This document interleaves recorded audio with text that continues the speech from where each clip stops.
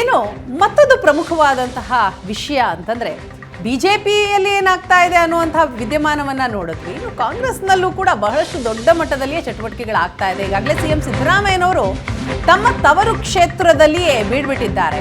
ಸಿಎಂಗೆ ಮೈಸೂರು ಚಾಮರಾಜನಗರ ಪ್ರತಿಷ್ಠೆ ಆಗಿದೆ. ಎರಡೂ ಕ್ಷೇತ್ರಕ್ಕೆ ಗೆಲ್ಲೇಬೇಕು ಅನ್ನುವಂತಹ ಪಣ ತೊಟ್ಟಿದ್ದಾರೆ. ಒಂದು ವೇಳೆ ಕ್ಷೇತ್ರ ಕೈ ತಪ್ಪಿದ್ರೆ ಸಿಎಂ ಕುರ್ಚಿಗೆ ಕಂಟಕ ಬರುತ್ತಾ?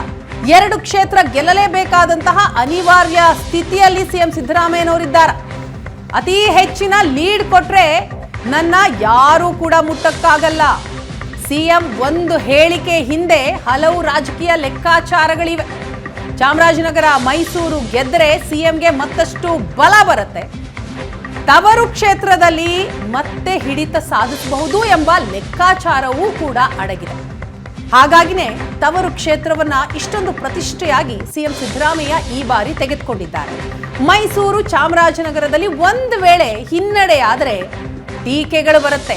ಹಿನ್ನಡೆಯಾದರೆ ವಿಪಕ್ಷಗಳ ಟೀಕೆಗೆ ಸಿಎಂ ಸಿದ್ದರಾಮಯ್ಯನವರು ಗುರಿಯಾಗೋದು ಖಚಿತ. ಸರ್ ಏನಾಯ್ತು, ಯತೀಂದ್ರ 58,000 ಲೀಡ್ ನಲ್ಲಿ ಗೆದ್ದಿದ್ರು 2013ರಲ್ಲಿ.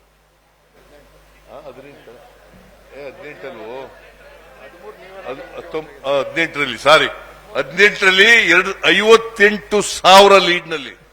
ಅದ 19ರಲ್ಲಿ ನಮ್ಮ ಲೀಡು 9,000ಕ್ಕೆ ಬಂದ್ಬಿಟ್ಟು.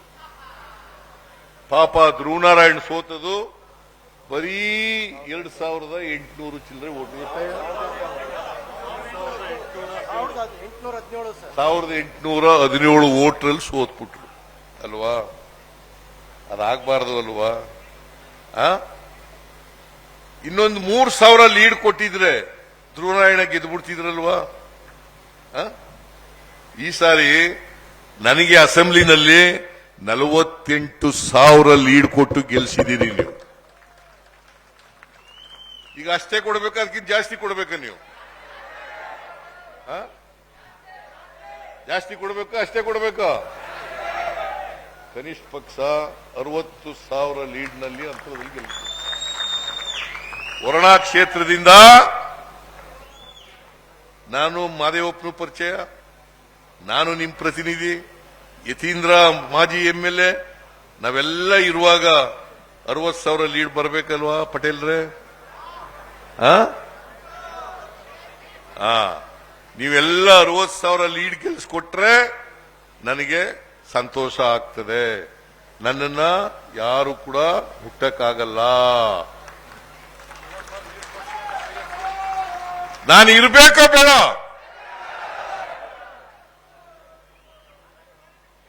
ಅದರಿಂದ ನಾನು ನಿಮ್ಮಲ್ಲಿ ಎಲ್ಲರಲ್ಲಿ ಕೈ ಜೋಡಿಸಿ, ನಾನು ಭಾಷಣ ಹೆಚ್ಚು ಮಾತಾಡಬೇಕು ಅಂತ ಅನ್ಕೊಂಡಿದ್ರು ಕೂಡ ಕೇಂದ್ರ ಸರ್ಕಾರದ ನರೇಂದ್ರ ಮೋದಿ ಅವರು ಏನೇನು ಮಾಡಿದ್ದಾರೆ ಈ ದೇಶದಲ್ಲಿ, ಅವೆಲ್ಲ ಫೇಲ್ಯೂರ್ಸ್ನೆಲ್ಲ, ಅವರ ವಿಫಲತೆಯನ್ನ ತಿಳಿಸಬೇಕು ನಿಮಗೆ ಅಂತ ಅಂದ್ರೂ ಕೂಡ ಸಮಯದ ಅಭಾವದಿಂದ ನಾನು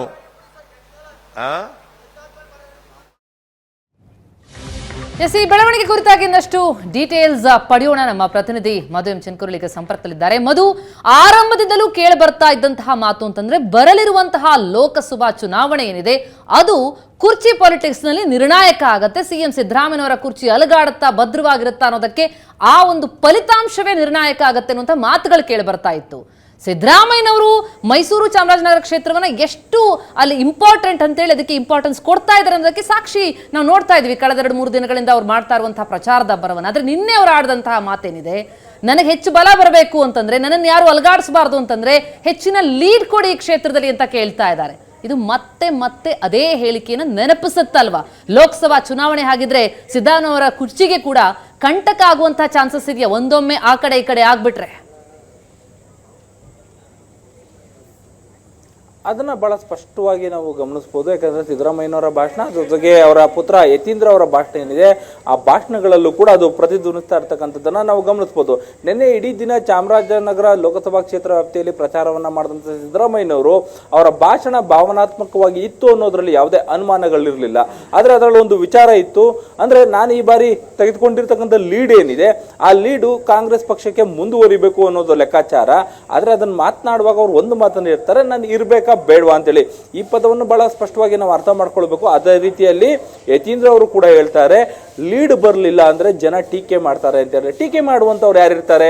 ವಿರೋಧ ಪಕ್ಷ ಇರುತ್ತಾ? ವಿರೋಧ ಪಕ್ಷಕ್ಕಿಂತನೂ ಹೆಚ್ಚಾಗಿ ಇರ್ತಕ್ಕಂಥದ್ದು ಸಿದ್ದರಾಮಯ್ಯನವರಿಗೆ ಮುಂಬರುವಂತಹ ದಿನಗಳಲ್ಲಿ ಇರ್ತಕ್ಕಂಥ ಸಿಎಂನ ಕುರ್ಚಿಯನ್ನು ಭದ್ರಪಡಿಸಿಕೊಳ್ಳುವಂತ ನಿಟ್ಟಿನಲ್ಲಿ ಈ ಒಂದು ಲೋಕಸಭಾ ಚುನಾವಣೆ ನಿರ್ಣಾಯಕ ಆಗುತ್ತೆ ಅನ್ನೋದ್ರಲ್ಲಿ ಯಾವುದೇ ಅನುಮಾನಗಳು ಕಾಣ್ತಾ ಇಲ್ಲ. ಯಾಕಂತ ಹೇಳಿದ್ರೆ ಅವರ ಒಂದು ಸ್ವಕ್ಷೇತ್ರ ಏನಿದೆ ಕ್ಷೇತ್ರದಲ್ಲೂ ಕೂಡ ಅವರು ಹೆಚ್ಚಿನ ಸಂಖ್ಯೆಯಲ್ಲಿ ಕಾಂಗ್ರೆಸ್ ಅನ್ನ ಗೆಲ್ಲಿಸ್ಕೊಳ್ಬೇಕು, ಅಲ್ಲಿ ಹೆಚ್ಚಿನ ಲೀಡ್ ಇರಬೇಕು, ಅವರ ಬಲ ಹೆಚ್ಚಿದೆ ಅನ್ನೋದನ್ನ ತೋರಿಸ್ಕೊಳ್ಬೇಕು. ಅಂತಹ ಸಂದರ್ಭದಲ್ಲೇ ಕೂಡ ಅವರ ಕುರ್ಚಿ ಉಳಿತಕ್ಕಂಥ ಸಾಧ್ಯತೆಗಳು ಜಾಸ್ತಿ ಇರುತ್ತೆ. ಯಾಕಂತ ಹೇಳಿದ್ರೆ ಸರ್ಕಾರ ರಚನೆಯಾದ ಆರಂಭದಲ್ಲೇ ಕೂಡ ಒಂದು ಮಾತನ್ನ ಕೇಳ್ಪಟ್ಟಿದ್ವಿ, ಏನು ಸಿಎಂ ಕುರ್ಚಿಗಾಗಿ ಹೆಚ್ಚು ಪೈಪೋಟಿಯನ್ನು ನಡೆಸಿರ್ತಕ್ಕಂಥ ಈಗ ಇರ್ತಕ್ಕಂಥ DCM DK ಶಿವಕುಮಾರ್ ಏನಿದ್ರು ಅವ್ರಿಗೆ ಮತ್ತೆ ಇವರ ನಡುವೆ 2.5 ವರ್ಷಗಳ ಒಂದು ಒಪ್ಪಂದ ಆಗಿದೆ ಅಂತೇಳಿ. ಆ ನಂತರದಲ್ಲಿ ಬಂದಂಥ ಮಾತುಗಳು ಕೂಡ ಲೋಕಸಭಾ ಚುನಾವಣೆಯ ನಂತರದಲ್ಲಿ ಸಿಎಂ ಅವರ ಕುರ್ಚಿ ಬದಲಾವಣೆ ಆಗುತ್ತೆ ಅಂತೇಳಿ. ಆದರೆ ಸಿದ್ದರಾಮಯ್ಯನವರು ಮಾತನಾಡ್ತಾ ಇರ್ತಕ್ಕಂಥ ಈ ಒಂದು ಭಾಷಣಗಳನ್ನು ಗಮನಿಸೋದೇ ಆದರೆ ಅದು ಖಂಡಿತವಾಗ್ಲೂ ಕೂಡ ಸತ್ಯ ಅಂತ ಹೇಳಿ ಕಾಣಿಸುತ್ತೆ. ಹಾಗಾಗಿಯೇ ಕೂಡ ಅವರು ಜನರಲ್ಲಿ ಮನವಿ ಮಾಡ್ಕೊಳ್ತಾ ಇರ್ತಕ್ಕಂಥದ್ದು. ಯಾಕಂದ್ರೆ ಕಳೆದ 2 ಬಾರಿಯಿಂದನೂ ಕೂಡ ಚಾಮರಾಜನಗರ ಇರ್ಬೋದು ಅಥವಾ ಮೈಸೂರು ಕೊಡಗು ಇರ್ಬೋದು ಅದು ಕಾಂಗ್ರೆಸ್ನಿಂದ ಕೈತಪ್ಪಿ ಹೋಗಿದೆ. ಸಿದ್ದರಾಮಯ್ಯನವರು ತಮ್ಮ ನೆಲದಲ್ಲೇ ಕೂಡ ತಮ್ಮ ಪಕ್ಷವನ್ನು ಗೆಲ್ಲಿಸ್ಕೊಳ್ಳಿಲ್ಲ ಅಂತ ಹೇಳಿದ್ರೆ ಅದು ಬೇರೆ ರೀತಿಯಾದ ಮೆಸೇಜ್ ಹೋಗುತ್ತೆ ಅನ್ನೋ ಒಂದು ಕಾರಣಕ್ಕಾಗಿ ದಯವಿಟ್ಟು ಇಲ್ಲಿನ ಜನ ನನ್ನನ್ನು ಗೆಲ್ಲಿಸಬೇಕು ಅನ್ನೋ ಒಂದು ಮನವಿಯನ್ನು ಮಾಡ್ಕೊಳ್ತಾ ಇದ್ರೆ ಆ ಮನವಿಯ ಹಿಂದೆ ಇರ್ತಕ್ಕಂಥದ್ದು ಅವರ ಕುರ್ಚಿಯನ್ನು ಭದ್ರಪಡಿಸ್ಕೊಳ್ಬೇಕಾಗಿರ್ತಕ್ಕಂಥ ವಿಚಾರ ಅನ್ನೋದು ಇಲ್ಲಿ ಬಹಳ ಸ್ಪಷ್ಟವಾಗಿ ಗೊತ್ತಾಗುತ್ತೆ. ಪ್ರತಿಮಾ, ಎಸ್, ಥ್ಯಾಂಕ್ ಯು ಮಧು ತಮ್ಮೆಲ್ಲ ಮಾಹಿತಿಗಾಗಿ.